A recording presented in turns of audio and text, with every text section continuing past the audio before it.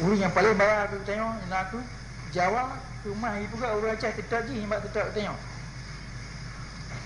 Nah urang Aceh yang tem yang je pengikut Jawa, yang je kuli Jawa, yang je kesediadu Jawa, yang paling bayar aku tu. Tinggal oleh Jawa je, pelumah badunya bahawa bangsa Aceh kaya tetap je, kau yang tetap tengok. Bangsa Aceh hana kumuk merdeka le, kena tetap Jawa. Kemah IP bukti katanya. Selamat Ibrahim masa mantan Najib Ubun Aceh atau orang lain ahli Aceh ni. Dipoti-poti camat-camat.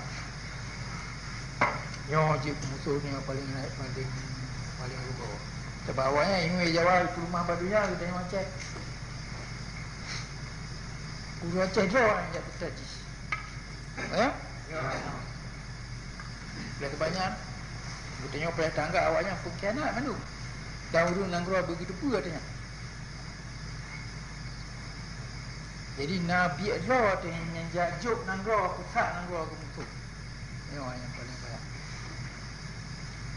Dan urunnya kumah urang bayar je, minyak kumah tak perlu urang apa. Tinggal urang yang cik pedung dra, yang anak tahu tetap. Jadi dia tak apa yang payah tak perlu dia dalam Nanggro. But sebenarnya but bangai-bangai dia punya. Tapi dia tak apa yang payah nak buat, hanya luar Nanggro. Kita ada apa kan?